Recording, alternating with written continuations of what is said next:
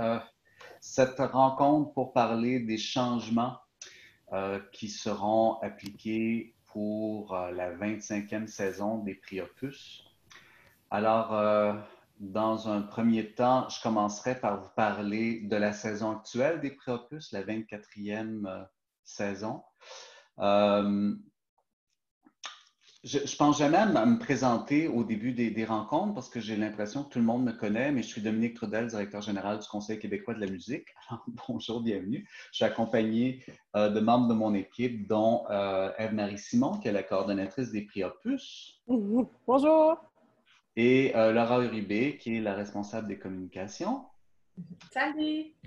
Et nous avons également avec nous Sylvie Raymond, qui est notre productrice déléguée du Gala des prix Opus, donc qui est toujours très, très présente quand vient le temps de discuter des prix Opus.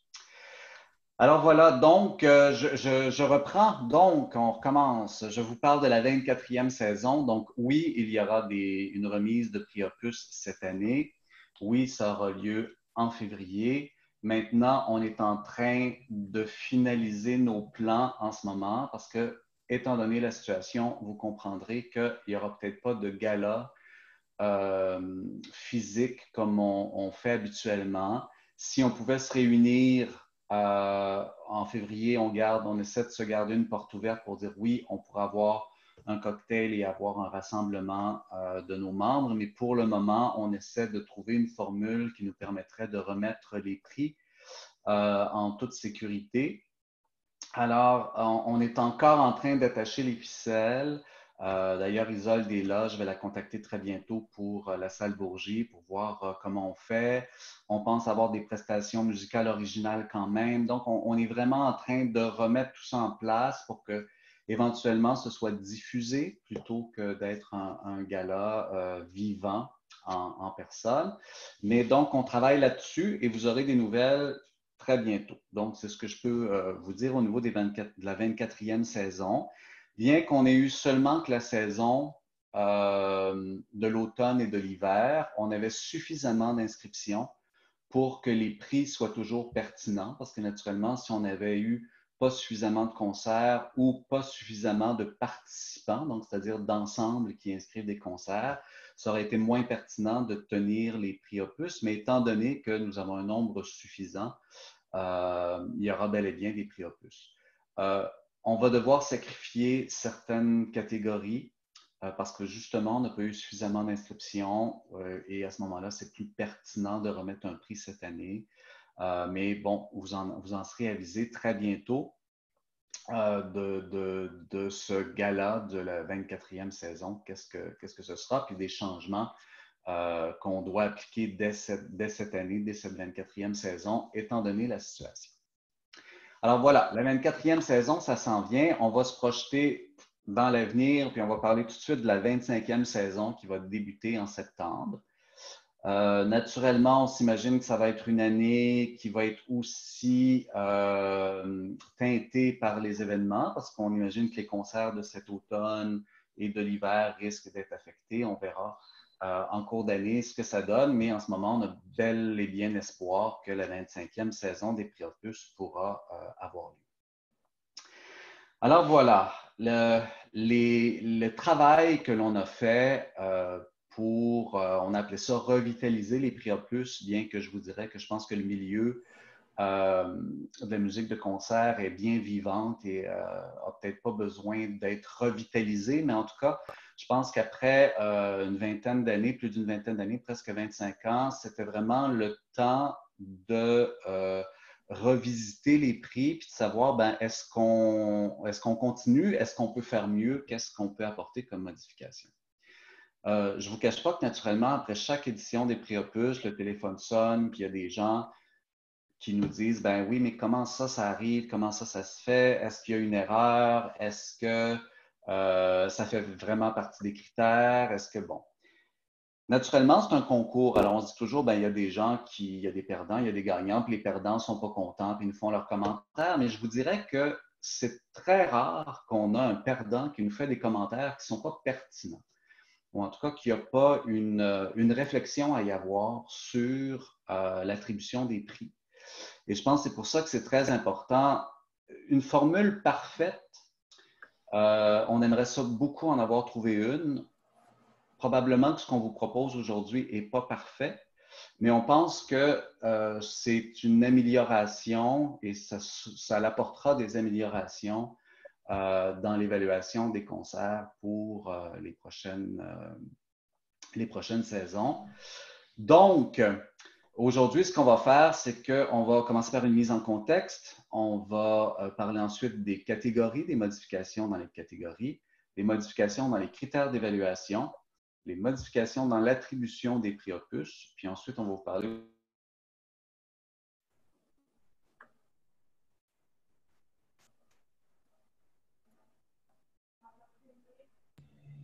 Dominique, on ne t'entend pas. Peut-être en arrêtant de partager, là, ça Est-ce que ça va peut maintenant? continuer. Oui. Oui, c'est bon. Alors, je disais donc, on va regarder tous ces points-là. Entre chaque étape, je vais prendre quelques questions pour répondre peut-être à vos interrogations là, du moment. Toutefois, sachez que le guide où tous ces critères-là seront détaillés sera disponible. On aurait aimé qu'il soit disponible dès aujourd'hui, mais on a encore des choses à valider. Mais d'ici vendredi, il va être disponible. Alors, vous aurez toute la semaine prochaine pour en prendre connaissance, vérifier les choses que vous souhaitez vérifier et nous faire part de vos commentaires avant qu'il soit finalement adopté pour être prêt pour le 7 septembre, qui est le début de la 25e saison Opus. Voilà. Donc, 3 ans. 3 ans de travaux. Pourquoi ça a pris 3 ans?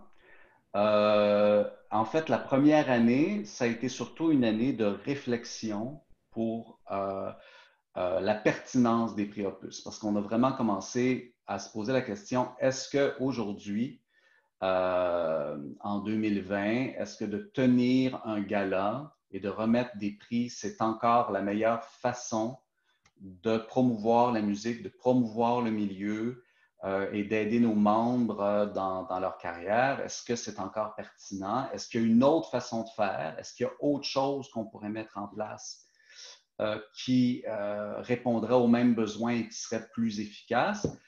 On n'en a pas trouvé. On est revenu en disant qu'effectivement, je pense que la notion de recevoir un prix encore aujourd'hui, tant auprès du public qu'auprès des bailleurs de fonds, c'est vraiment important. Et comme on a déjà un système qui est en place, qui est reconnu, je pense que c'est important de poursuivre et de le continuer. Donc, c'est ce qui a été décidé, mais je vais vous dire, on a vraiment fait table rase, puis on a vraiment cherché des options différentes et on est revenu au prix Opus. La deuxième année, on s'est attaqué aux catégories. Parce qu'effectivement, c'est pas parfait. On travaille par répertoire, hein, par période musicale, qui sont regroupées dans des catégories ensemble, qui sont regroupées naturellement parce que pour certains répertoires, certaines périodes musicales, on n'aurait pas suffisamment d'inscriptions pour justifier la pertinence de remettre un prix à une catégorie où il y aurait peu de participants qui pourraient soumettre des concerts. Donc, on a des catégories qui regroupent les répertoires. Et là, on s'est dit, ça, il y a plusieurs irritants qui sont là. À chaque année, on nous parle toujours de la dualité entre les grands ensembles et les petits ensembles. On parle toujours effectivement de cette compétition-là entre deux types de répertoires qui ne sont pas vraiment liés. Est-ce qu'on les évalue à partir des mêmes critères, etc. Donc, on a toujours des commentaires. Alors, on s'est vraiment dit, OK, pour les catégories, on va voir si on change tout ça. Alors, il y a vraiment eu un gros travail de fait. Et autour de la table, il y a eu plusieurs propositions, puis on s'est entendu sur des catégories qui étaient complètement différentes, qui allaient complètement ailleurs. Et on se disait, bon, ben, qu'est-ce qu'on veut reconnaître, comment on veut le reconnaître, etc. Puis une fois qu'on a eu déterminé des catégories qui nous semblaient plausibles, on a fait un exercice. on a pris tous les finalistes des années passées et on les a reclassés avec les nouvelles catégories. Et on s'est rendu compte que ça désavantageait beaucoup de monde plutôt que d'égaliser les choses, comme on pensait que c'était pour le faire, ça désavantage beaucoup de monde. Naturellement, quand on parle de grands ensembles, petits ensembles, il y a beaucoup plus de petits ensembles que de grands ensembles. Parce que là, on parle de petits ensembles, de quatuors, de duos, etc. Donc, en fait, on s'est dit, ben non, ça va toujours être les mêmes qui vont remporter. Ça va toujours alors. L'analyse qu'on a faite, tout ça, c'est qu'on s'est dit, ben finalement, les catégories qu'on a sont pas si mal. D'ailleurs, il faut préciser qu'au tout début des prix Opus, les catégories n'étaient pas celles que l'on connaît aujourd'hui. Et très tôt dans le processus, c'est-à-dire dès la deuxième, troisième, quatrième année des prix Opus, les catégories telles qu'on les connaît par répertoire musical, les répertoires musicaux ont été cristallisés, se sont cristallisés, puis on fonctionne avec ça là, depuis une vingtaine d'années. Et on s'est dit, bon, ben OK, alors ce qui accroche à ce moment-là, c'est peut-être dans la façon dont on évalue les concerts, c'est peut-être dans les critères d'évaluation, et c'est peut-être plus là qu'il faut intervenir que d'essayer de changer les catégories. Alors, on a passé une autre année à revoir les critères d'évaluation, et en fait, je vous dirais même, j'oserais même dire d'attribuer des critères d'évaluation, puisqu'on va le voir plus tard quand on va vous l'expliquer, que les critères étaient très larges, alors que là, maintenant, on a déterminé des critères spécifiques pour chacune des catégories et on espère que cette façon de faire va permettre des évaluations des concerts beaucoup plus objectives de la part des juges et que les éléments qui doivent être pris en compte, des éléments qui sont propres à chacun des répertoires, soient pris en compte dans l'évaluation des prix. Alors, je vous dirais, si je résume la mise en contexte des 3 années des travaux qui ont eu lieu, c'est comme ça que ça s'est passé. On pourrait peut-être tout de suite commencer donc à parler des changements de catégorie. Oui. Ben, en fait, oui, ce que je pourrais poursuivre avant de te donner la parole, Marie, c'est que je pourrais dire que les catégories, on a décidé qu'on les gardait comme elles étaient, à l'exception de 3 catégories qui sont les prix géographiques. Donc, le meilleur concert Montréal, le meilleur concert région et le meilleur concert Québec. En fait, depuis le tout début là, des travaux, il y a 3 ans, il y avait toujours un malaise avec les prix géographiques. D'une part, pour ce qui est du prix Montréal, c'était souvent redondant parce que souvent, on avait un lauréat qui avait déjà remporté dans sa catégorie qui remportait le prix Concert Montréal et naturellement un prix de Montréal qui remportait dans sa catégorie, qui était finaliste pour le meilleur concert Montréal, mais qui ne remportait pas le prix. Il y avait comme un non-sens de dire ben, comment ça se fait que c'est le meilleur concert Montréal, mais qui n'a pas remporté dans sa catégorie. Alors, il y avait toujours comme une gymnastique à faire au niveau du meilleur concert Montréal. Au niveau du concert Québec et région, c'était toujours très difficile de permettre que les juges voient l'ensemble des concerts parce que naturellement, les juges voient les concerts par catégorie, ils sont souvent spécialisés par catégorie, mais à partir du moment où on veut faire le juge sur une évaluation sur le meilleur concert, tout répertoire confondu, ça prend des juges qui ont vu des concerts de plusieurs répertoires. Alors déjà là, c'était toute une gymnastique pour arriver à ce que ce soit équitable. Et ensuite, au niveau du concert région, c'était un peu le même problème et on avait toujours une espèce d'opposition en comparant le meilleur concert à Montréal, le meilleur concert à Québec, le meilleur concert en région, considérant qu'il y avait déjà des catégories. C'était toujours comme de les mettre en compétition alors que ça donnait parfois le message, ben, les concerts à Montréal sont meilleurs qu'à Québec ou le message. Quand on essayait de décortiquer, on disait, c'est pas le message qu'on veut envoyer. Ce qu'on veut faire avec les prix géographiques, c'est vraiment mettre en valeur le dynamisme de ce qui se fait en région.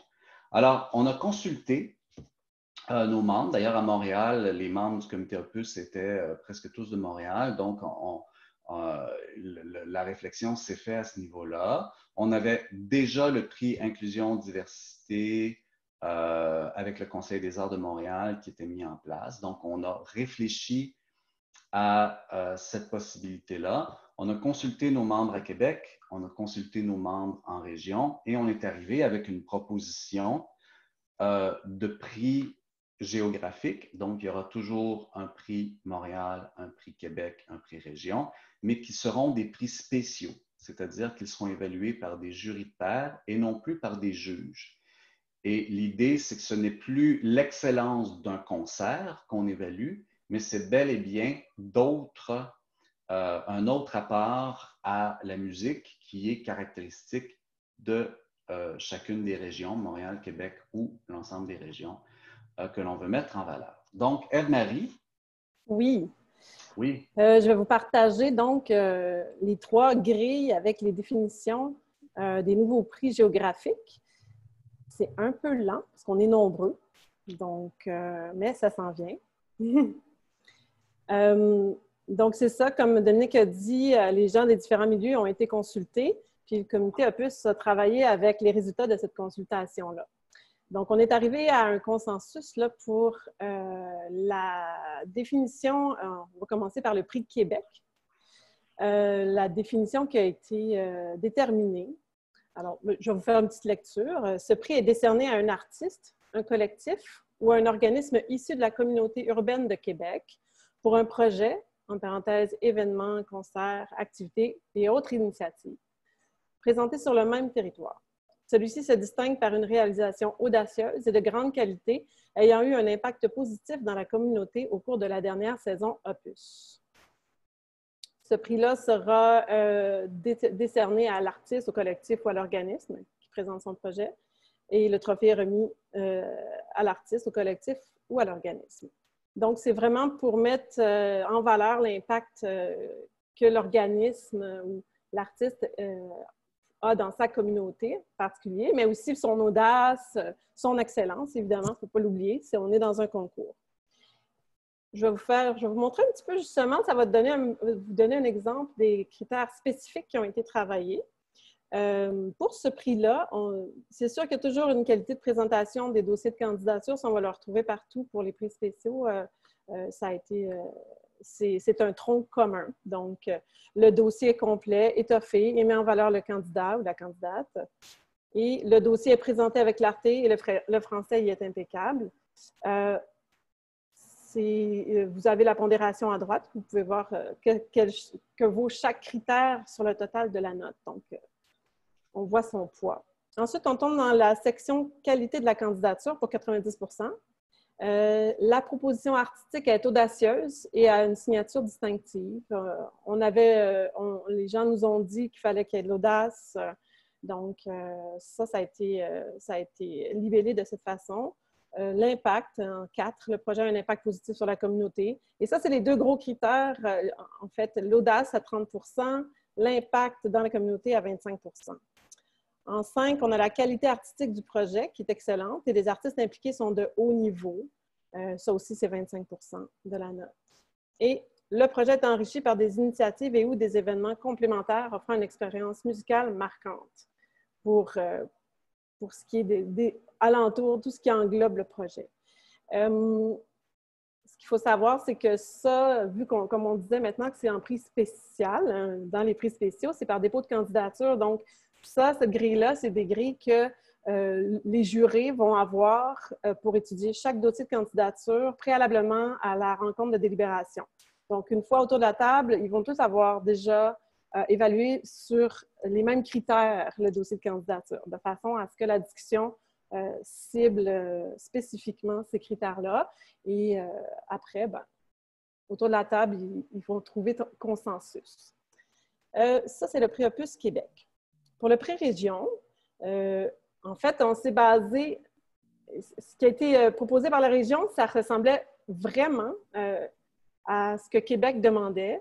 Et donc, on leur a proposé, on leur a proposé la même définition contextualisée en région et ça a été bien reçu. Donc, on continue avec la même définition, en fait, mais pour un organisme, un artiste, un collectif, un organisme dont la résidence ou le siège social est situé dans une région hors de Montréal et Québec, pour un projet, un événement ou un concert présenté sur le même territoire. Celui-ci se distingue par une réalisation audacieuse, de grande qualité, ayant eu un impact positif dans la communauté au cours de la dernière saison Opus. Donc, on a presque le même libellé et les critères d'évaluation restent aussi les mêmes. Donc, ça va être nos nouveaux prix géographiques pour Québec et région sous dépôt de candidature. Et quand on arrive à Montréal, c'est le prix Inclusion et Diversité Montréal qui est déjà en place, comme dit Dominique, depuis 2 ans, dont la définition a été retravaillée avec le CAN cette année pour clarifier. Et les critères, par ailleurs, les critères d'évaluation sont encore en processus de validation. Donc, on ne les retrouve pas ici. C'est une des raisons pourquoi, d'ailleurs, le guide n'est pas tout à fait encore complété. C'est une question de jours, ça va arriver. Mais si je vous lis un peu la définition de ce prix-là, qui est vraiment axé sur la réalité montréalaise, c'est un prix qui est décerné à un artiste, un collectif ou un organisme issu de la diversité et ou un artiste, un collectif ou un organisme autochtone et ou à un artiste, un collectif ou un organisme qui initie des pratiques inclusives au service des groupes sous-représentés ou souvent exclus des pratiques culturelles à Montréal. Donc, oui, ça peut être un organisme de la diversité, mais on peut aussi aller plutôt dans des pratiques inclusives qui ne sont pas nécessairement de la diversité. Donc, c'est un prix qui cible les deux volets. Et ce prix est décerné à l'artiste, au collectif ou à l'organisme, ainsi que le trophée. Ça fait pas mal le tour des prix géographiques. Et ce qu'il faut dire aussi, c'est que là, on annonce la 25e saison, mais dans le contexte actuel, 24e saison, en raison de la pandémie, il y a eu beaucoup moins d'inscriptions. Et donc, nos prix géographiques, comme on l'entendait dans le passé, des concerts de l'année Montréal, concerts de l'année Québec, région, pour ce qui est des participations, ça n'était pas représentatif de la diversité. Il manquait. Et donc, on a décidé d'appliquer les prix géographiques, le changement de l'appliquer même pour la 24e saison. Alors, cette année, au gala, les prix, ça va être des prix qui vont avoir été déposés par dossier de candidature et ce ne sera pas des prix de concert de l'année Montréal ou concert de l'année Québec Région. Donc, ça veut dire que très bientôt, vous allez recevoir, nos membres vont recevoir un appel leur demandant de soumettre des candidatures pour les prix Montréal, Québec ou Région dès maintenant de la 24e saison. Voilà. Peut-être comme détail, je peux aussi préciser que les membres en région et à Québec sont toujours invités à soumettre leurs concerts par catégorie, donc ça ne change pas. On continue à évaluer les concerts à Québec, on continue à évaluer les concerts en région. Ils continuent d'être inscrits dans leur catégorie de concerts. Alors ça ne bouge pas, ça reste la même chose. C'est vraiment l'attribution des prix géographiques qui, là, on vient reconnaître le dynamisme qui est démontré dans une des régions, plutôt que de miser, encore une fois, sur l'excellence des concerts, comme on le fait à travers les catégories. Et au niveau du coût d'inscription, c'est la même chose. Donc, il y a des coûts d'inscription pour soumettre des concerts parce qu'effectivement, on a des dépenses liées au déplacement des juges. Mais sinon, pour les prix spéciaux, c'est gratuit. On peut tout simplement soumettre sa candidature. Et on a insisté à mettre des critères pour la qualité de présentation du dossier pour s'assurer qu'on soit des dossiers de qualité parce qu'effectivement, quand on soit les dossiers pour évaluer les prix spéciaux, souvent la qualité des dossiers est très variable et on se retrouve avec, et souvent ça va nuire en fait aux candidats quand le dossier n'est pas étoffé. Alors voilà. Est-ce qu'il y aurait des questions pour qu'il y ait des catégories donc pour les prix géographiques en ce moment? Il y a Isol. Oui, Isol. Bonjour, je me demandais, est-ce que ce sera le même jury qui évaluera, parce que là, tu as dit que c'était donc un jury de pairs, est-ce que ce jury-là évaluera les trois ou est-ce qu'il y en aura un pour Québec Région puis un pour Montréal ou trois différents? Il y aura un jury pour les trois et qui seront composés naturellement de gens provenant de Montréal, de Québec et des autres régions. Pour s'assurer aussi qu'on a une vision d'ensemble de ce qui se fait sur le territoire. Excellent, merci. Est-ce qu'il y a d'autres questions concernant les catégories? Oui. Oui, Je crois qu'il y a Louis Godbout. oui, bonjour. Ma question, étant donné que ce seront des jurés et non des juges qui vont faire le partage pour attribuer ces prix, est-ce qu'il va y avoir quand même un effort pour que ces jurés assistent au concert? Parce que sinon, ça va être quoi sur la base des échos médiatiques ou sur... Oui. Ben, on revient à l'idée que on ne se base pas sur la qualité du concert, donc ce n'est pas la qualité du concert qu'on évalue. Donc, c'est sûr que là, si on veut évaluer la qualité d'un concert, ça prend quelqu'un assis dans la salle qui est capable d'écouter, d'entendre ce qui est proposé, puis de dire voilà, et d'avoir un verdict. Là, on s'intéresse plus à une démarche, à un impact, à un projet qui a des objectifs autres que d'offrir uniquement un concert de qualité, bien qu'on espère, parce qu'il y a un critère qui est là-dessus, qu'on demande que les événements soient quand même de qualité, donc que ce soit professionnel. Alors, naturellement, en voyant la liste des interprètes, souvent, on est capable de dire oui, effectivement, c'était bel et bien un concert professionnel et de qualité. Mais naturellement, ça va être dans la façon de faire valoir le dossier, donc dans l'explication de la démarche du projet et des retombées attendues et concrètes qui vont permettre l'évaluation du dossier. Si je peux rajouter, je pourrais rajouter que des extraits audio et vidéo seront obligatoires par ailleurs pour soutenir ces dossiers-là. Oui, alors ça, c'est une autre chose. Avec la COVID-19, on l'a bien vu, de plus en plus, c'est des éléments où les gens seront en mesure de fournir des éléments vidéo et audio pour pouvoir évaluer. Juste, je vais peut-être préciser, parce que je ne l'ai pas dit en début, vous avez l'onglet « Converser ». Et participants, si vous ouvrez cet onglet-là en bas de l'écran, vous allez pouvoir soit lever la main, il y a une petite main levée que vous pouvez utiliser pour prendre la parole, ou alors vous pouvez même nous écrire vos questions dans le clavardage. Nous, on va surveiller tout au long de la rencontre vos commentaires, puis on pourra y répondre au fur et à mesure. C'est peut-être plus facile pour prendre la parole parce qu'étant donné que nous sommes très nombreux, on a 3 écrans, donc on ne voit pas nécessairement tout le monde qui lève la main. Alors, d'utiliser la petite main dans le système, ça va nous aider à vous repérer. Et il y a Laura qui surveille les prises de parole. Donc, est-ce qu'il y a d'autres questions ou commentaires avant de passer à l'autre point? Ça semble beau pour le moment. De toute façon, vous pourrez nous adresser vos questions aussi, nous poser vos questions soit par courriel, par téléphone ou par tout autre moyen de communication que vous jugez acceptable en ces temps de COVID-19. Dominique, il y a Sophie qui essaye de parler d'où? Oui. Sophie, oui. En fait, j'aimerais, parce que moi, je juge la musique traditionnelle. Je vois que je pense que la plupart, vous êtes là en musique classique. Est-ce que les prix régionaux, les prix de Québec et de Montréal sont pour quel domaine musical? Est-ce que c'est pour les concerts classiques? Tous les domaines. Pour tous les domaines. Tous les domaines musicaux, naturellement, qui sont représentés au CQM. Donc, le CQM, c'est tout ce qui est musique de concert. Donc, naturellement, on n'a pas de musique pop, rock et autres, mais pour tout ce qui est les musiques là, qui se retrouvent dans les catégories d'ailleurs des différents prix. Parfait, merci. Il y a aussi une question, Chantal Lambert, qui nous demande est-ce que les concerts uniquement virtuels sont considérés? Non.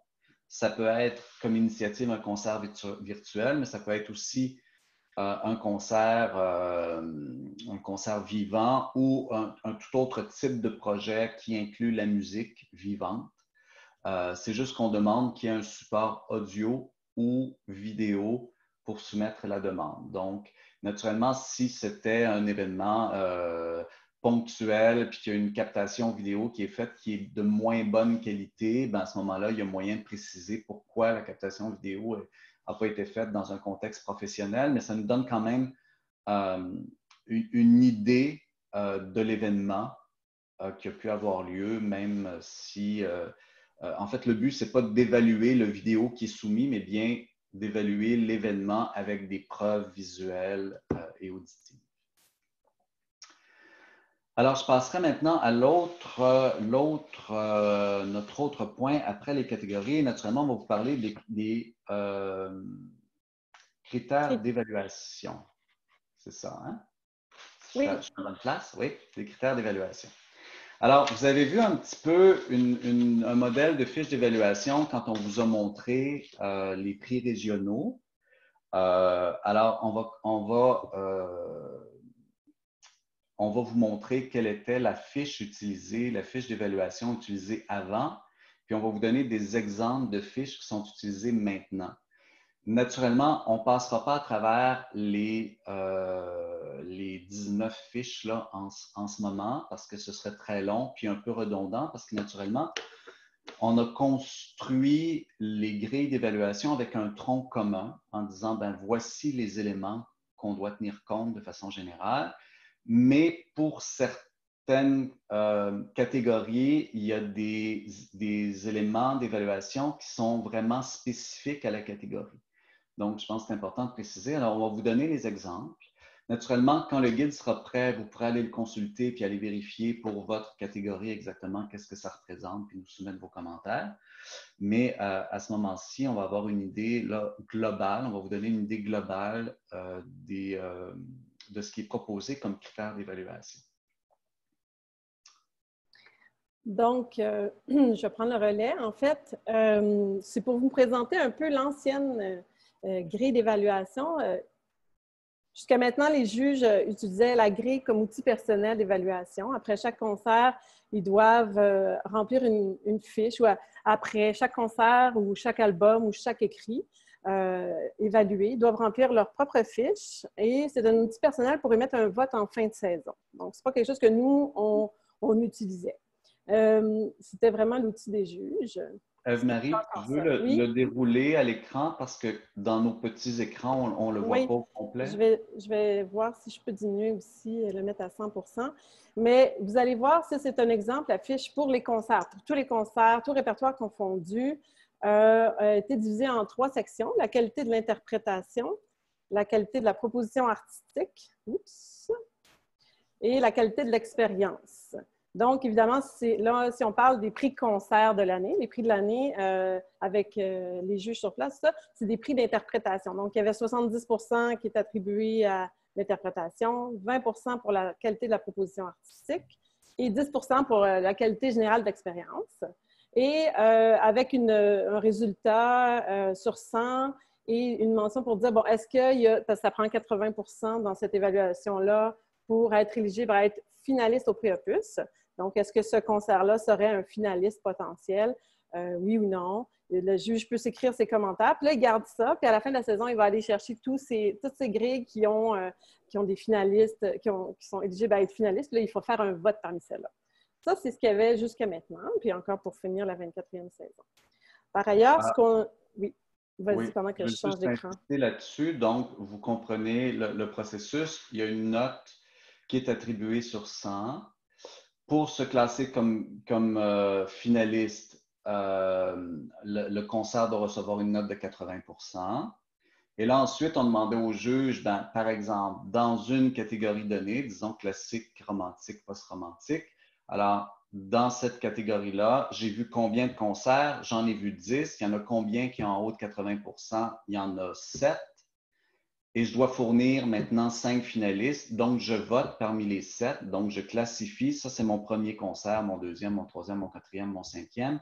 Et c'était ce résultat-là, donc cette classification-là par les juges, qui étaient remis au CQM et qui étaient compilés en guise de notes. Donc, c'était un rang que l'on compilait. Alors, on compilait tous les résultats des juges de la catégorie classique, romantique, post-romantique avec ces critères-là pour arriver à la note finale du concert. Ça va? Alors maintenant, ce qui a été modifié, c'est que, comme disait Dominique, on est rendu avec des critères spécifiques pour chaque catégorie, pour chaque type de répertoire. Ce qui va permettre, vu que maintenant on a les outils numériques pour gérer ça, vous verrez plus tard, on peut pousser cette évaluation-là un peu plus loin. Et donc, si vous voyez, je pense qu'on voit bien, vous me le dites là. En fait, on a gardé la même structure. On a la qualité de la proposition artistique, la qualité de l'interprétation musicale et la qualité de l'expérience musicale globale. Maintenant, on a changé un peu la pondération de ces grandes sections pour donner plus 30% à la qualité de la proposition artistique et 60% à l'interprétation. Par ailleurs, dans chaque section, il y a un détail qui est amené. Donc, pour la proposition artistique, il doit être affirmé et être original. Là, ce que vous voyez, c'est qu'il y a une gradation de 0 à 10. En fait, c'est pour que le juge fasse vraiment une évaluation sur 10. Mais nous, au bout, ça se traduit par une pondération, ce qui vaut 8% de la note finale. Ce critère-là. Alors, chaque critère fonctionne de la même façon. Le juge doit simplement mettre s'il est en accord ou en désaccord avec l'énoncé. Le répertoire présenté s'inscrit dans un programme cohérent et recherché. L'instrumentation et l'utilisation d'instruments issus de leur courant musical sont pertinentes et mettent en valeur la qualité des œuvres présentées. La proposition artistique est audacieuse. Elle met de l'avant la créativité de l'artiste et contribue à l'avancement de la pratique. Par son interprétation, là, on tombe dans le bloc interprétation de 5 à 8.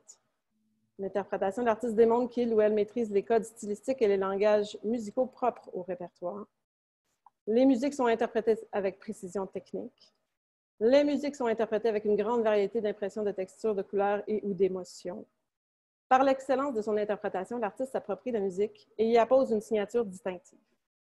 Et pour terminer, on a une expérience musicale globale qui parle du lien privilégié avec son public, l'artiste étant l'orchestre ou le duo ou le groupe. Hein. Et le concert est un coup de cœur. Bon, on a les pondérations qui sont à droite pour chaque critère. Ce que je viens de vous présenter, c'est, dans le fond, c'est un exemple, c'est pour la grille pour concert d'année, musique classique, romantique, post-romantique, impressionniste. Donc, il y a une grille qui existe comme ça maintenant pour tous les prix de l'année. Et je ne vais pas toutes vous les montrer, mais il y a des particularités. Oui, on va comparer avec, par exemple, la musique ancienne, baroque, médiévale de la Renaissance baroque. Voilà. De oublier dans notre catégorie. Oui, alors, on sait que... Oui. Oui, ben en fait, c'est ça. C'est un exemple que je vais vous donner pour laquelle on pense que ce type d'évaluation-là sera pertinent. Alors, en musique baroque, c'était vraiment une préoccupation constante. Je pense qu'après chaque gala opus, on nous en parlait. C'est que dans la pratique, la musique baroque, il y a des petits ensembles spécialisés en musique baroque qui travaillent sur instruments anciens. Il y a des petits ensembles ou des orchestres de chambre qui ont un répertoire baroque, mais qui ne travaillent pas sur des instruments anciens. Et il y a des grands ensembles qui, à l'occasion, vont intégrer dans leur saison musicale la musique baroque. Et là, ben, tous ces gens-là, quand on dit on est basé sur un répertoire, donc font du répertoire baroque, peuvent s'inscrire au prix Opus. Par contre, c'est sûr que si on prend que la musique baroque, sur la musique ancienne, médiévale, de la Renaissance et baroque, qui a une pratique qui se fait sur instruments anciens, ben c'est bien clair qu'il faut en tenir compte que cette musique-là se faisait sur des instruments particuliers, dans un contexte particulier, avec une dimension d'ensemble particulière. Alors, ça fait partie des critères même de la musique baroque. Donc, ce sont des critères dont on doit tenir compte dans l'évaluation. Alors, voici, on a l'exemple des critères qui sont légèrement modifiés, donc qui ressemblent beaucoup aux critères qu'on avait dans la musique classique, romantique, post-romantique, mais qui sont adaptés pour la musique médiévale de la Renaissance baroque. Super. Voilà. Alors, si on voit, là, les critères sont légèrement différents, mais par ailleurs, on voit que dans le point 3, l'instrumentation et l'utilisation d'instruments d'époque sont pertinentes et mettent en valeur la qualité des œuvres présentées. Mais dans le contexte de cette catégorie-là, il va valoir 10 % de la note versus classique romantique où est-ce que le pointage est un petit peu moins élevé. Donc, ça reste au juge d'évaluer la pertinence et si ça met en valeur les choix artistiques qui sont faits avec l'utilisation ou non des instruments d'époque, les formations. Donc, ça, c'est un exemple. Si je poursuis avec un autre exemple là, de spécification, par exemple, si on va dans la grille pour le prix concert de l'année musique actuelle et électroacoustique, on sait que c'est un type de répertoire qui peut utiliser de temps en temps des systèmes de diffusion plutôt que des interprètes. Donc, on en tient compte dans cette grille-là. C'est avec interprète et sans interprète pour l'électro. Dans les critères, on va toujours parler de par son interprétation ou sa diffusion. L'artiste démontre qu'il maîtrise les langages musicaux propres au répertoire. Donc, chaque critère tient compte de la réalité de cette catégorie, de ce répertoire. Un autre exemple, dans le jazz, on va avoir des critères pour l'interprétation, pour l'improvisation, par exemple. Dans une autre grille intéressante, ça va être la dernière, je vais vous montrer, c'est la grille pour le prix création de l'année. Jusqu'à maintenant, le prix création s'inscrivait dans le cadre d'un concert. Quelqu'un qui inscrit, un groupe qui inscrit un concert peut aussi inscrire une création qui est rattachée au concert, qui est dans le cadre du concert. Cette année, on a changé des critères, vous verrez un petit peu plus loin, mais on a permis qu'une création soit inscrite seulement, même si par ailleurs le concert n'est pas éligible. Et parce que c'est un prix qui est remporté par un compositeur ou une compositrice. Donc, on a décidé d'être capable de soutenir ça, d'envoyer des juges, mais qui vont juste évaluer la création. Question de logistique, maintenant, avec les outils numériques, c'est un peu plus facile qu'avant. Donc, on peut faire ça. Et on a donc vraiment établi une grille de critères d'évaluation qui sont spécifiques à cette catégorie-là, qui auparavant n'existait pas. Donc, c'est vraiment... Et là, on voit que la qualité de la proposition artistique, l'œuvre, la création, est à 70 %. Son interprétation musicale, son rendu lors du concert vaut pour 20 % de la note. Et la qualité expérience musicale globale est toujours là quand même. Donc, on est vraiment dans les détails, mais vraiment pour le prix création. Donc, la création fait preuve d'originalité, d'innovation et d'audace, par exemple. Et on a les grandes pondérations à droite. Voilà, je ne vais pas toute la lire, mais c'est pour vous montrer un peu le format dans lequel on va maintenant naviguer, que les juges vont naviguer. Puis, ça va être, je pense, très utile. Et on a donc ça, c'est des grilles qui existent pour les productions de l'année jeune public, les écrits, les albums. Voilà. Peut-être que techniquement, on peut expliquer déjà qu'avec, on est capable de faire ces changements-là grâce aux outils numériques qu'on est en train de mettre en place, qui vont être prêts à l'automne. C'est-à-dire que jusqu'à maintenant, tout se faisait manuellement. Alors, les juges s'imprimaient des papiers sur lesquels ils prenaient des notes, ensuite faisaient leur compilation. Ils nous remplissaient des bulletins de vote qu'ils nous envoyaient. Nous, on prenait les bulletins de vote, on les compilait dans un fichier Excel. C'était vraiment un travail de moine ardu. Pour la vérification, c'était épouvantable. Au cours des dernières années, on s'est doté de systèmes. Oui, on s'est doté de systèmes pour faciliter tout ça. Mais là, avec notre base de données, les fiches d'évaluation de concert vont être liées directement à la base de données. Donc, tout va se faire beaucoup plus systématiquement. Donc, c'est-à-dire qu'à partir du moment où il y aura un concert, il y a des fiches qui seront attribuées au concert. Mais à partir du moment où il y a des juges qui seront attribués à un concert, les juges auront un dossier en ligne où ils pourront entrer directement et voir le concert qui lui est attribué avec la fiche. Ils vont pouvoir remplir la fiche en ligne. Donc, et à ce moment-là, c'est complété. On leur demande, on leur laisse 7 jours vraiment pour compléter, à la suite qu'ils ont vu un concert, de compléter leur fiche. Sinon, on leur rappelle parce qu'on veut vraiment qu'ils évaluent leur concert rapidement, que ce soit inscrit, vraiment, que ce soit rentré dans la base de données.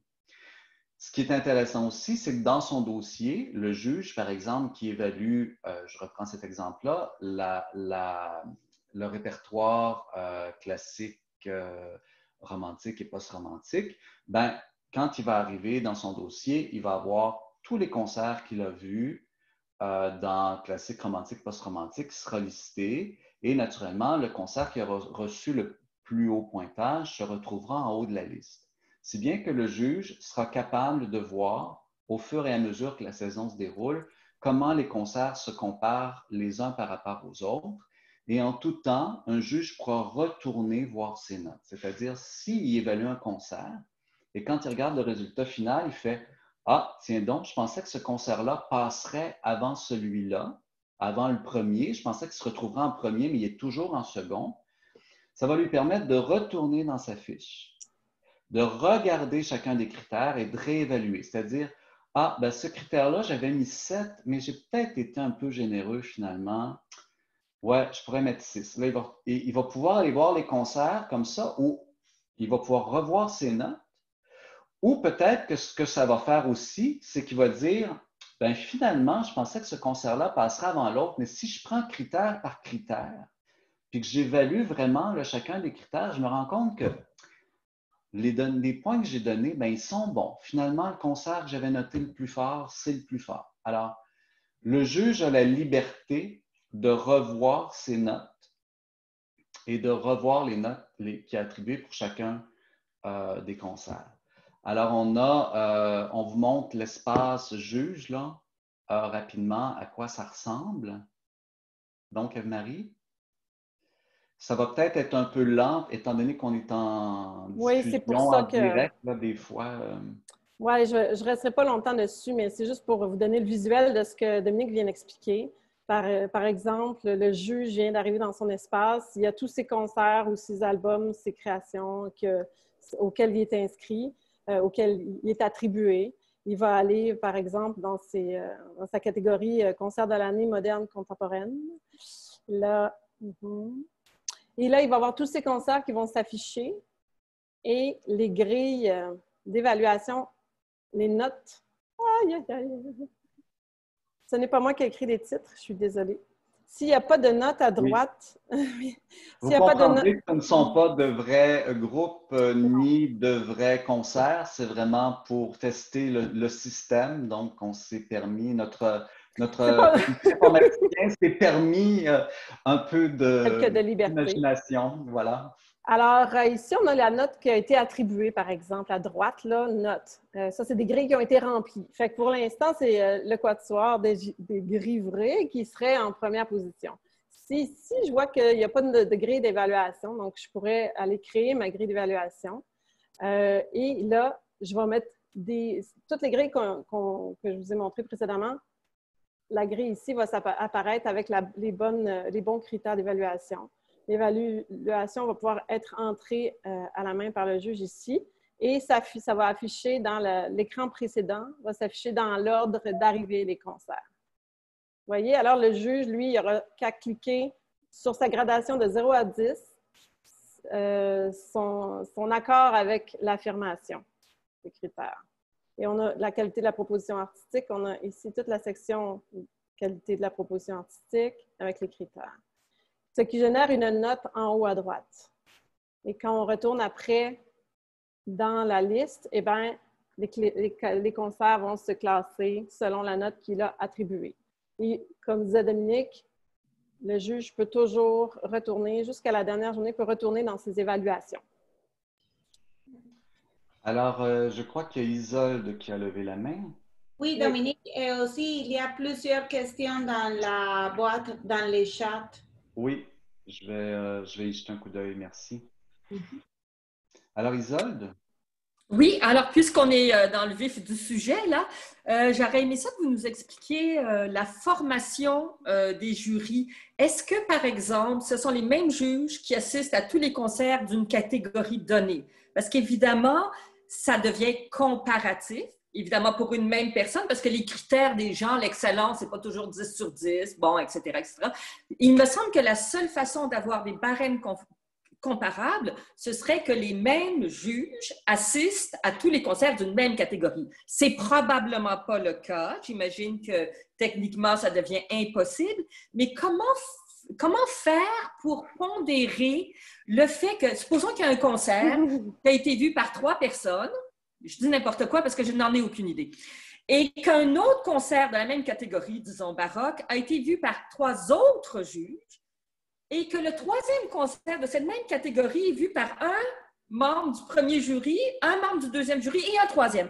Alors, dans le fond, ce n'est plus comparable, parce que tantôt, en début, en introduction, tu as dit, c'est un concours. Bien, un concours, là, que ce soit le patinage artistique ou que ce soit le concours de musique du Canada, j'en ai fait beaucoup des concours, c'est le même jury assis qui défile les 100 candidats. Alors, évidemment, c'est comparable. Alors, c'est quoi la mécanique qui fait qu'on peut dire, ben ça, c'est vraiment le meilleur concert de musique baroque si c'est jamais les mêmes personnes, puis qu'un juge en voit 3, l'autre en voit 12 dans l'année, etc., etc. Est-ce que vous avez une certaine... Bon, ma question est trop longue, là. Répondez-y, vous y avez compris. Oui, oui, c'est ça. En fait, on va le voir tout de suite après parce que je vais parler effectivement de l'attribution des notes et des calculs mathématiques. Puis là, on a fait appel à des statisticiens pour être capable de calculer tout ça.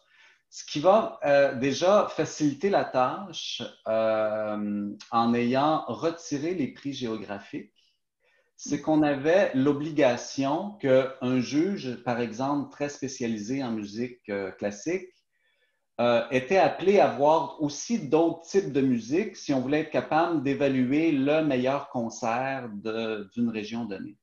Là, on a plus cette contrainte-là, ce qui fait que les juges vont vraiment pouvoir se concentrer uniquement à voir des concerts pour lesquels ils sont spécialisés. Donc, en jazz, en musique classique, en baroque, etc.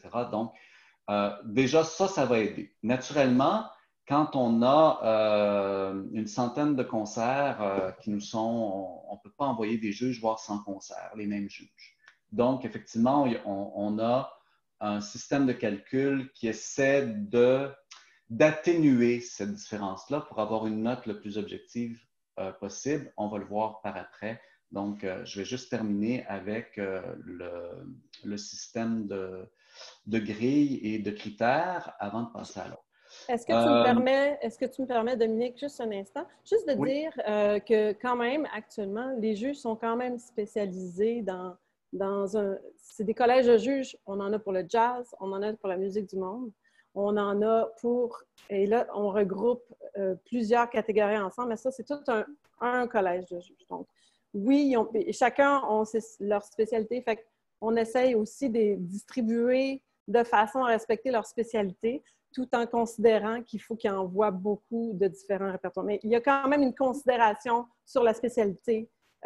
Évidemment, si un juge est particulièrement actif, lui, dans son domaine en musique actuelle, mais il va être envoyé voir des concerts en musique actuelle principalement. Je voulais juste quand même dire que c'est quelque chose qui a une attention qui est portée à ça. Tout à fait. En tout temps, ouais. Oui. Alors, parmi les commentaires qu'on a dans le menu déroulant, il y a Denis Dion. Denis, je t'inviterais peut-être à nous contacter pour des précisions parce que, voilà, on a déjà passé à un autre sujet. Il y a Daniel Constantino qui dit qu'en est-il des instruments et des jeux d'époque utilisés en style classique et romantique? En fait, il y a effectivement dans la fiche de classique romantique de dire quelle est l'instrumentation, puis est-ce que c'est pertinent d'utiliser cette instrumentation-là. Et ça fait partie de la direction artistique, ce critère-là. Donc, c'est vraiment une question d'évaluer la direction artistique. Donc, c'est pris en compte. Ça pourrait être pris en compte. Louise Godbout qui nous dit « Lorsque les pointages sont très proches, on va en parler tout de suite après. » Vous avez déjà répondu en expliquant qu'on pouvait revoir. C'est bon, voilà. Alors, est-ce qu'il y a d'autres questions sur le travail qui a été fait sur les catégories? Naturellement, je vais vous demander d'attendre d'avoir entre les mains le guide, de pouvoir aller voir l'ensemble des critères puis de commenter à ce moment-là. Mais si vous aviez des questions techniques, là, on pourrait prendre encore une ou deux questions, bien qu'on va essayer d'accélérer parce qu'il est déjà 11h30. Donc, je pars. On arrive à l'attribution des prix Opus. Alors, naturellement, il y a déjà une pondération qui est appliquée en ce moment selon l'expérience des juges qui est appliquée, en ce moment dans la façon dont on travaille. Donc, il y a déjà une formule mathématique qui est appliquée pour essayer d'avoir une note la plus fiable et la plus objective possible. Quand on a dit on va réviser ça, on a fait appel à un statisticien qui a fait une analyse très sommaire et qui déjà a identifié des points en disant, ben, moi, je vous conseillerais de faire ça et ça et ça et ça, etc. Et par la suite, on a fait appel à une autre statisticienne qui est arrivée avec le même constat et qui nous a recommandé les mêmes points. Alors, on a fait faire le travail. Naturellement, on est dans la statistique. Alors, on a un document qu'on utilise effectivement pour être capable de programmer tout ça. On a un guide là, pour être capable de pondérer les résultats. Si vous êtes intéressé à consulter ce document-là, vous pouvez nous en faire la demande, on vous le remettra. On aimerait que ce document-là circule moins, par exemple, que ce soit vraiment pour des fins de consultation puis de compréhension. Mais naturellement, on est aussi dans un langage mathématique statistique. Alors, je pense que pour arriver à bien comprendre, je pense que nous, on nous l'a expliqué une fois et deux fois et trois fois, on l'a lu, on l'a compris, puis encore aujourd'hui, quand on vient pour l'expliquer, il faut se replacer puis dire, oh, on a oublié tel élément. Ben oui, il y a tel élément aussi qui rentre en ligne de compte. Donc, je ne me lancerai pas en ce moment dans une grande explication parce que je ne suis ni mathématicien ni statisticien, mais ça repose là, sur des calculs et une réflexion logique qui est appliquée, qui, je crois, est pertinente pour ce qu'on veut faire. Donc, naturellement, il y a des considérations qu'on a prises en ligne de compte. Donc, d'abord, on a considéré que ce ne sont pas tous les juges qui voient tous les concerts. L'autre chose, on a considéré aussi que les juges ont une personnalité qui, lui, est propre. Hein? Chaque juge a une personnalité, c'est-à-dire il est sévère ou il est généreux. Un juge pourrait dire, moi, une note de 10, je donne jamais ça, ça ne se peut pas. Puis on se rend compte que ses notes les plus hautes, c'est 7. Alors qu'un autre juge va dire, ben moi, quand c'est bon, je donne 10. Hein? Alors, ça aussi, ça peut varier énormément d'un juge à l'autre. Puis, on considère aussi, dans le cadre d'un concours, un juge qui ayant vu plusieurs concerts sera davantage en mesure de comparer les concerts entre eux. Donc, on a 3 éléments à prendre en compte et là, à faire une manipulation mathématique sur la note qui nous est soumise, sur les notes brutes qui nous sont soumises, pour arriver à un résultat final qui soit objectif et représentatif de l'évaluation des juges. Ce n'est pas toujours simple. Alors, il y a une standardisation des notes des juges qui sont faites. Et d'abord, pour déterminer sa personnalité, puis ensuite, pour déterminer la fiabilité de ces notes reliées à son expertise. Comment on fait pour ça? Les données sont issues de l'expérience des juges. Donc, si un juge évalue des concerts pour nous pendant 1 an, 2 ans, 3 ans, l'ensemble de son expérience est pris en considération. Alors, l'ensemble de son expérience est pris en considération, mais l'ensemble de son expérience sur une saison donnée est aussi pris en considération. Donc, on évalue le nombre de concerts vus par chacun des juges. Ça fait partie des calculs qui sont faits pour vérifier les résultats. Au niveau des personnalités, en fait, c'est là aussi, on se rend compte qu'un juge, sur 3 années, il n'a jamais donné une note de 10, alors qu'un autre juge a donné plusieurs notes de 10. On se rend compte que peut-être que la note de 7 d'un juge équivaut à une note de 10 d'un autre. Hein? Donc, à ce moment-là, on essaie d'équilibrer les notes et naturellement, ça se fait à une comparaison sur les juges qui ont vu un concert. Donc, si on dit qu'il y a 5 juges qui sont déplacés pour un concert, ces éléments-là qui sont propres à chacun des juges sont calculés dans une moyenne et arrivent avec des calculs mathématiques à donner vraiment une note globale qui finit par être représentative vraiment de l'évaluation que l'ensemble des juges a donnée sur un concert.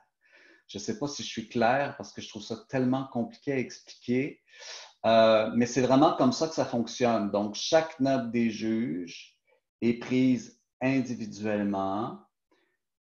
La personnalité des juges est comparée les unes aux autres. Les notes sont alors standardisées pour qu'il y ait la même valeur. Hein? Et ensuite, pour donner la note d'un concert, donc c'est la moyenne des notes standardisées qui sont pondérées par l'expérience de l'ensemble des juges. Hein? Et là, pour vérifier l'accord des juges, on calcule l'écart type de la moyenne et on regarde dans quel rayon les juges se situent.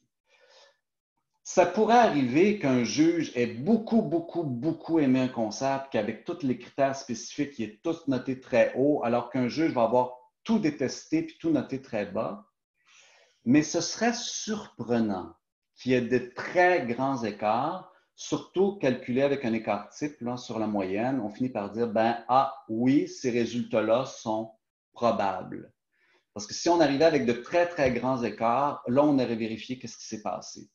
On aurait vérifié qu'est-ce qui se passe, comment ça se fait, quel juge a donné 0 alors que l'autre a donné 10, qu'est-ce qui se passe. Donc, on a un moyen d'aller vérifier les résultats.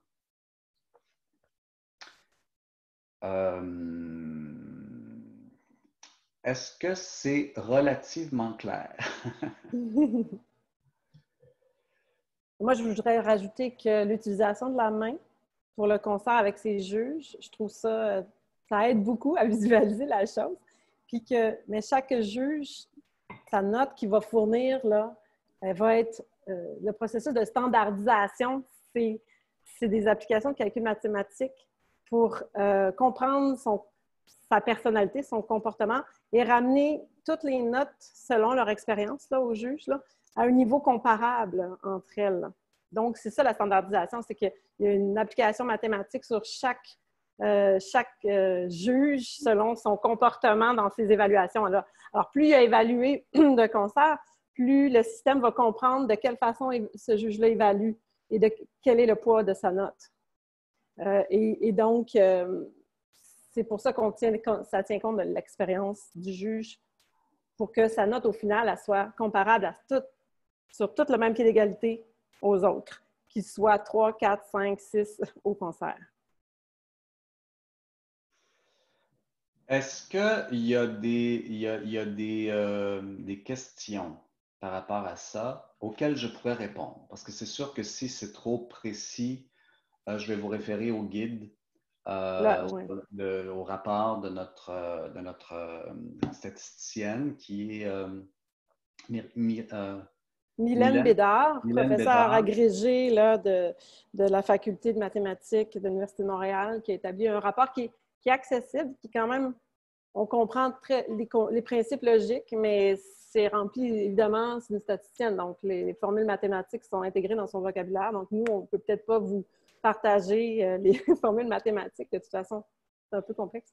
Mais c'est là que les réponses se trouvent si vous connaissez ça. Vous êtes intéressé. Je n'ai pas de questions, je vois juste un commentaire de Dorothea Ventura qui dit c'est exactement ce qu'il fallait faire comme travail étant donné qu'il n'a pas de concertation entre les juges. Bravo. Et il vient de rentrer Anne-Marie Messier qui dit j'ai de mettre ça en pratique, tout comme vous, je le suppose. Pas de questions. Super. Super. Donc, est-ce que Isolde, ça répondait à ta question précédente? Oui, merci beaucoup, Dominique. C'est bon. Alors, on pourrait rapidement regarder les autres changements. Je dis rapidement parce que je crois que c'est assez simple. C'est plus simple, en tout cas, que d'expliquer le calcul mathématique qui est appliqué pour pondérer les notes. Alors, dans les critères d'admissibilité, il y a quelques autres changements qui ont aussi eu lieu. Donc, pour ce qui est des concerts jeunes publics, un concert ou une production jeune public inscrit lors d'une saison précédente et qui n'a pas été lauréat est admissible à une deuxième inscription. En fait, ça fait appel à la réalité que souvent dans le milieu de la musique, un concert est joué seulement qu'une fois ou quelques fois pendant une seule année, alors que dans les productions jeunes publics, pour les organismes qui sont spécialisés en musique jeune public, souvent un même spectacle pourrait être présenté 1 an ou 2 ans ou 3 ans de suite. Donc, ou même repris plus tard. Donc, un concert qui n'aurait pas été lauréat une première année, mais qui aurait été finaliste, pourrait très bien se réinscrire une deuxième saison et être encore en compétition une deuxième fois. Toutefois, il peut faire ça seulement que 2 fois. Donc, le nombre maximal d'inscriptions possible d'un même concert, c'est 2 saisons à plus. Au niveau de la création, Ève-Marie en a parlé un petit peu. Donc, la création de l'année, naturellement, c'est un prix que l'on remet aux compositeurs. Et à ce moment-là, on avait une logique d'évaluation des créations, un peu comme on évalue les concerts.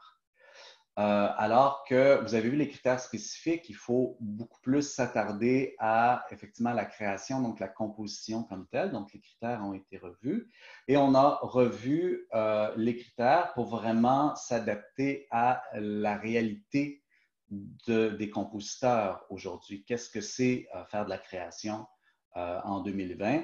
Donc, les critères d'admissibilité pour la création, le compositeur ou la compositrice doit être vivant. Si l'œuvre a déjà été jouée devant un public à l'extérieur du Québec, parce qu'on parle d'une création, donc une œuvre qui n'a jamais été montée, donc on parle maintenant, on va parler d'une présentation au Québec. Donc, si l'œuvre a déjà été jouée devant un public à l'extérieur du Québec, une période de 2 ans maximum est permise entre le moment de la présentation publique extérieure au Québec et la première québécoise. Alors, on laisse une chance parce que souvent, vous savez, avec tous les festivals, de musique contemporaine qui ont lieu, il y a des échanges qui se font. Alors, il y a des œuvres qui sont montées à l'étranger qui viennent jouer aussi, mais souvent l'année suivante. Donc, on permet cette possibilité-là, donc d'avoir une création québécoise, mais dans un délai qui garde l'esprit de la création, c'est-à-dire qu'après 10 ans ou 15 ans, ça a été joué partout à travers le monde, sauf au Québec. C'est plus la création de l'année qui est jouée au Québec. Donc, c'est pour ça qu'on a déterminé un nombre de temps. Et une œuvre qui est en compétition peut être interprétée au Québec par un ensemble étranger. Parce que dans tous les concerts, on doit avoir une majorité de musiciens qui sont québécois. Donc, c'est toujours 50 plus 1 doivent être québécois sur scène. Dans le cas de la création de l'année, le compositeur doit être québécois, mais les œuvres présentées au Québec pourraient être interprétées par des musiciens étrangers. Alors, voilà pour la création. Est-ce que tu peux dérouler, Ève-Marie? Oui. Je sais où on en est. Autre changement aux prix spéciaux. Dans le cadre des prix spéciaux, alors, naturellement, qui se font devant jury, on a revu un peu la définition de chacun des prix juste pour apporter des précisions, mais ça reste sensiblement les mêmes. Sauf que dans la définition pour le prix directeur ou directrice artistique de l'année, alors maintenant, ça se lit comme suit. Le prix est décerné à un directeur artistique d'un ensemble pour la qualité d'une série ou de sa saison au cours de la dernière saison en plus. Pardon. Pourquoi est-ce qu'on précise un ensemble? C'est qu'avant, c'était ouvert à tous les directeurs artistiques. Donc, un directeur artistique d'un diffuseur spécialisé, d'un festival, pouvait soumettre sa candidature. Ceci étant dit, on a déjà un prix pour reconnaître le diffuseur spécialisé de l'année et souvent, le prix diffuseur spécialisé de l'année va aller à un diffuseur spécialisé qui va s'être démarqué notamment par sa direction artistique. Hein? Il faudra que les concerts qui ont été présentés soient intéressants puis qu'il y ait ce ne soit pas uniquement une question de nombre de concerts présentés. Donc, on s'est dit, on vient dédoubler le prix de directeur de diffuseur spécialisé. Donc, en ce moment, on réserve le prix de directeur ou directrice artistique à un ensemble. Au niveau des évaluations, les grilles d'évaluation avec les critères spécifiques pour l'étude des dossiers de candidature avant la délibération étaient là. Donc, effectivement, les prix spéciaux, chacun des jurés vont utiliser la grille pour préparer leur évaluation. Et quand on va arriver en délibération, on va reprendre les résultats de chacune des grilles pour en discuter et arriver à un consensus. Mais, encore une fois, ce n'est pas uniquement une note d'appréciation bêtes qui sont compilées. On est vraiment dans une discussion de jury pour déterminer les récipiendaires des prix spéciaux. Et ce qui est nouveau aussi, c'est qu'on va également mettre des finalistes dans la catégorie des prix spéciaux. Donc, à chaque année, c'est la même chose. On se retrouve autour de la table avec les jurys qui disent « Est-ce qu'on peut faire un ex-aequo? Est-ce qu'on pourrait faire une mention particulière? » Oui, mais c'est parce que… Alors là, ça va nous permettre de déterminer des finalistes, donc de donner une visibilité accrue à tous les gens qui sont en liste pour les prix spéciaux et de déterminer par la suite le lauréat. Alors, est-ce qu'il y a des questions? Il y en a. Ève-Marie, est-ce que tu peux me ramener que je vois nos Oui. membres? Alors, dans l'ordre qui a levé la main, il y a Isolde qui a levé la main. Oui, excusez-moi de toujours être la première. Puisqu'on parlait des critères d'admissibilité, je pense à l'admissibilité maintenant des artistes ou des ensembles. Moi, le critère que j'applique, c'est celui de la carte d'assurance maladie. Alors, un artiste qui a cette carte, donc, est éligible. Et dans le cas d'un ensemble, c'est le 50+1. Alors, dans le cas d'un duo, s'il y a un instrumentiste québécois et un instrumentiste Ottawa, ça ne marche pas. C'est bien le cas. Il faut que les deux soient québécois. Ouais. Mais dans le cas d'un quatuor, il faudrait que 3 des 4 soient québécois. Voilà. Il y a quand même, je me demandais s'il y avait une certaine souplesse qui pouvait être appliquée, parce qu'il y a quand même des ensembles qui ne répondent pas à ces critères, mais qu'on considère comme des ensembles d'ici. Bon, pour ne pas le nommer, là, moi, je pense au Quatuor Orford, au nouveau Quatuor Orford.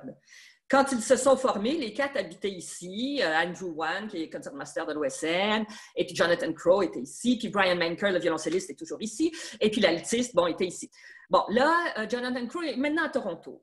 Et l'altiste a eu un poste aux États-Unis. C'est quand même un quatuor canadien. Ils ont décidé de garder leur formation. Ils se rencontrent ici. Mais finalement, ils sont apatrides un peu parce qu'il y en a 2 qui ont des postes ailleurs. Alors finalement, ils ne seront jamais éligibles. Est-ce qu'on pourrait dire, ce groupe a été formé ici, à Orford, c'est un ensemble qui a été ici, qui a un historique depuis 30 ans. Est-ce qu'on peut quand même le considérer, même s'il y en a un qui habite à Toronto?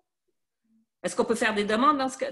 Parce que, bon, dans le fond, ce n'est pas pour moi que je dis ça, là, mais c'est pour les situations des musiciens qui sont quand même… Ou on peut prendre un autre exemple, un artiste québécois qui enseigne à Ottawa, puis il habitait à Gatineau, puis il a déménagé à Ottawa.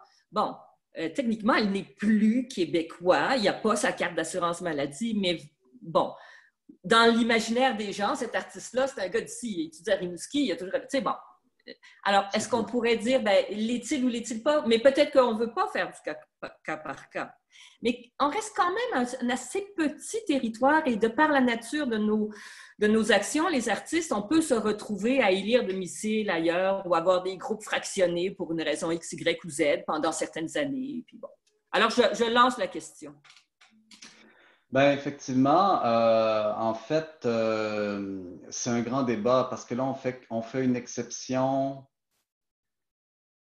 il faudrait déterminer des critères d'exception très précis. Et c'est parce que là, on va dire oui à un, mais pas à l'autre. Alors, on dit oui à tout le monde ou le but, c'était vraiment de reconnaître les musiciens québécois. Puis effectivement, on sait, là, ça arrive effectivement parce que la vie d'un musicien ne se produit pas qu'au Québec. Dans le cas d'un quatuor ou dans le cas il faudrait savoir aussi s'ils sont enregistrés au registraire des entreprises sans avoir une raison sociale, mais il y a une possibilité d'avoir un collectif enregistré au registraire des entreprises. À ce moment-là, ça devient une entreprise enregistrée au Québec. C'est peut-être quelque chose que légalement, là, on pourrait justifier, même si la composition est l'extérieur. Mais en fait, la question est la suivante. Est-ce qu'on détermine des critères d'exception ou on détermine d'autres critères? Par exemple, un musicien ayant suivi sa formation au Québec et s'étant produit X nombre d'années au Québec est considéré comme étant un musicien québécois, même s'il fait une carrière à l'international. Et là, il faut se baser sur le CV de l'artiste. C'est tout ça qu'il faut rebrasser. Alors, si on peut s'asseoir et y réfléchir davantage, on n'a pas... les réflexions là-dessus sont allées assez rapidement, je dirais, au sein du comité Opus, parce qu'on a dit, ben, c'est ça, il faut être au Québec, puis il faut le prouver. Alors, mais à ce moment-là, peut-être qu'il y a moyen d'assouplir les critères ou de déterminer des critères spécifiques qui fait qu'est-ce qu'on entend qu'un artiste est considéré québécois ou non. Alors, je ne sais pas, est-ce que rapidement, le son de cloche des gens en ligne, ça... Ben moi, je serais d'avis que ce serait intéressant de réfléchir un petit peu plus profondément à ce critère-là. Parce que, ben, je ne veux pas nommer toutes sortes de noms, là, mais il y a quand même beaucoup de gens qu'on considère comme des musiciens québécois qui ne sont pas éligibles, que moi je présente à ma salle, par exemple. Il y en a plusieurs. Puis le Québec, c'est pas très grand, puis on n'est pas beaucoup, puis on est toujours entre nous. Je me dis que si on rajoute cette barrière qui finalement est géographique, et vous avez eu toute une réflexion sur les prix géographiques, et c'est pas pour rien, je pense qu'il faut l'appliquer aussi dans les critères d'admissibilité pour les artistes eux-mêmes, honnêtement. Alors, bon, ben Eve-Marie... Oui, je l'ai pris en note. Hein? Je l'ai pris en note. On monte le dossier, puis on contacte le comité Opus le plus rapidement. C'est ça, on va en discuter. C'est pertinent parce qu'il y a des situations qui se présentent, effectivement, puis on fait « Ah, ben oui, tiens donc. » Parce que vous avez, par le passé, donné des prix à des gens qui n'étaient pas éligibles. Bon, ça passait entre les cracks, mais moi, j'applique vos critères et ils n'étaient pas éligibles. Cela dit, j'étais d'accord qu'ils aient eu le prix. Alors, c'est une dichotomie, là. T'sais. Et ceci étant dit, il était membre du CQM et il n'avait jamais fait son changement d'adresse. Donc, pour nous, il avait une adresse officielle au Québec, mais... Oui. Mais en tout cas, on ne va pas rentrer dans les exceptions. Dans les exceptions, mais en fait, c'est des choses qui arrivent étant donné la nature du travail de musicien. Oui. Et honnêtement, un quatuor qui a une carrière nationale et internationale, c'est fort possible qu'il n'y a pas 3 des 4 membres qui habitent au Québec. Ça peut arriver. Puis moi, je pense qu'on peut quand même les considérer, en tout cas, ça doit faire partie de la réflexion. Okay. Ben, écoute, on ramène ça effectivement au comité. Merci. Dans le chat, il y a Anne-Marie Mercier qui dit qu'elle croit qu'on peut prendre la naissance est important. Un musicien né ici et qui a étudié devrait rester québécois. Par exemple, un compositeur dont l'adresse est à Berlin reste québécois quand même. Ça, c'est une autre idée qu'elle vient de lancer. On en prend note. Merci beaucoup. Voilà. OK. Je regarde parmi les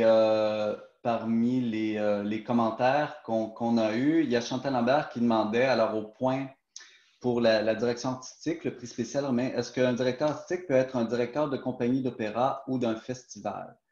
Alors, d'une compagnie d'opéra sont considérés comme des ensembles. Donc, une compagnie d'opéra comme l'Opéra de Montréal, ce serait possible.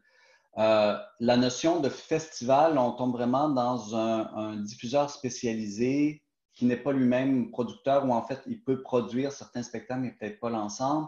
Donc, on est dans une autre logique de programmation puis de travail aussi. Alors, on est plus dans cette logique-là.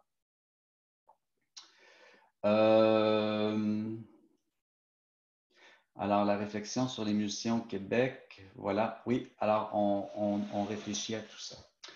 Est-ce qu'il est 11h52, donc il nous restera un petit 5 minutes. Est-ce qu'il y a d'autres commentaires ou questions? Isolde?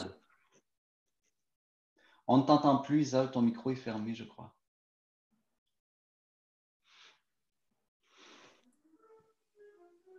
Est-ce que vous m'entendez? Oui, très bien. Voilà, parce qu'avec le partage d'écran, je n'arrivais pas à l'atteindre. Dernière question, très pratico-pratique. Vous le savez, la salle Bourgie rouvre ses portes dès le 16 septembre. Et évidemment, jusqu'en décembre, je n'ai qu'une programmation locale. Donc, plusieurs de nos concerts seront éligibles. Est-ce qu'on peut inscrire nos concerts dès le 16 septembre? Êtes-vous prêt à envoyer des juges dès le 16 septembre? Oui, bien sûr. OK. Oui. Oui. On va annoncer très bientôt à partir de quelle date on va pouvoir inscrire les concerts, mais ça va être même avant le 16 septembre. Le 16 septembre. Ça va être à la fin du mois d'août. Probablement, là, dans une semaine, on va avoir la possibilité d'inscrire les concerts qui vont avoir lieu en septembre. OK. Et est-ce que vous avez toujours une limite de, je crois que c'est 10 concerts par année pour une salle, ou je ne sais plus c'est combien? 8. OK, parce que c'est 8 pour un ensemble, mais ça, je le comprends. Là, un ensemble qui a fait 8 concerts, sa saison est pleine. Mais pour une salle qui en a 120, il me semble que 8, c'est pas beaucoup. Voulez-vous revoir ça aussi? Parce que là, j'ai juste une saison locale. Donc, je risque d'avoir 100 concerts locaux. Là. C'est dur de choisir 8. Là. Quand j'ai des internationaux, ça va, je les balance. Mais quand j'ai juste des locaux... C'est sûr que ça peut être une réflexion, étant donné que le prix est remis à l'ensemble et à l'interprète. On a une variété de lauréats, parce que le but de mettre ça, c'est qu'on ne veut pas qu'un ensemble, effectivement, se retrouve, dépose 20 concerts, puis qu'à ce moment-là, il rafle tout.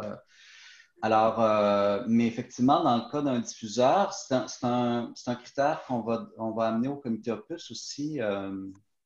Marie, c'est pas bête. Oui, je l'ai noté. Parce que ce qui arrive, c'est qu'on contourne ce règlement-là en disant à l'ensemble lui-même de s'inscrire, tu sais. Oui. Là, je regarde, j'en choisis 8, là, je vais voir tel ensemble, je dis prends-en un, prends-en un. Bon, finalement, on contourne, mais c'est un petit peu, dans le fond, on joue un petit peu au chat et à la souris, là, tu sais, ça pourrait être plus ouvert, là. Oui, on va vérifier ça. Parfait. C'est bon. J'ai partagé juste pour que vous ayez sous les yeux la liste des gens qui ont travaillé dans les 3 dernières années, qui ont participé comme le comité actuel, mais aussi les membres qui ont participé aux travaux, puis d'autres personnes qui ont été consultées pour le travail qui a été fait. Puis je tiens à les nommer et à les remercier parce que ça a été un travail colossal depuis 3 ans. Le comité actuel, là, cette année, on s'est rencontrés une fois, des fois 2 fois par mois pour être capable de déterminer les critères d'évaluation. Donc, ils ont vraiment énormément donné au CQM. Alors, je les remercie beaucoup. Donc, je les nomme rapidement. Sophie Cusson, Marie-Hélène Da Silva, Antoine Gauthier, Anthony Grégoire, Vincent Lauzé, Cléo Palacio-Quintin, Isabelle Bodini, Suzanne Desserre, Normand Forgette, Chantal Lambert, Françoise Henry, France Malouin, Louise Ostigui, Dorothea Ventura, Denis Dion, Yves Léveillé et Julien Proulx. Merci beaucoup. Ce fut 3 grosses années, mais je pense qu'on arrive avec des résultats. Moi, en tout cas, je suis très confiant que ça va redonner un élan au prix Opus pour nos membres et ça vient renforcer la crédibilité des prix aussi, je pense, en ayant des critères très spécifiques. Alors voilà, est-ce qu'il y aurait un dernier commentaire avant de nous quitter? Alors, comme je vous le disais, dans les prochains jours, tous ceux qui ont participé à la rencontre, vous allez recevoir un avis comme de quoi que le guide est disponible. Donc, vous allez pouvoir voir ce fameux guide et commenter s'il y a des choses qui vous titillent ou qui vous accrochent. On a pris en note des réflexions qu'on va amener au comité Opus très rapidement parce que la 25e saison des prix Opus débute en principe, le 7 septembre. Donc, voilà. Le 8, c'est le 8. Et vous allez, d'ailleurs, en annonçant les débuts de saison, on va vous demander ceux qui ont l'intention d'inscrire des concerts, qui prévoient des concerts, parce que là, en ce moment, on sait que ça reprend. Alors, il y a des initiatives comme à la Salle Bourgie qui sont très importantes avec un nombre important de concerts. Mais je sais qu'on sait aussi qu'il y a des initiatives plus isolées parce que tout repart lentement. Donc, on va avoir une idée aussi du nombre de concerts qu'on aura évalués cette année en espérant que l'automne et que l'hiver, ça s'améliore pour qu'on arrive avec un hiver et un printemps et un été avec plein de concerts vivants. C'est vraiment ce que je nous souhaite à tous. Alors, merci beaucoup. Merci à tous. Et n'hésitez pas, si vous avez des commentaires, des questions, vous nous appelez, vous nous écrivez. On est là pour régler tout ça avant que la 25e saison opus commence. Donc, voilà. Merci beaucoup à tous et à très bientôt. Au revoir.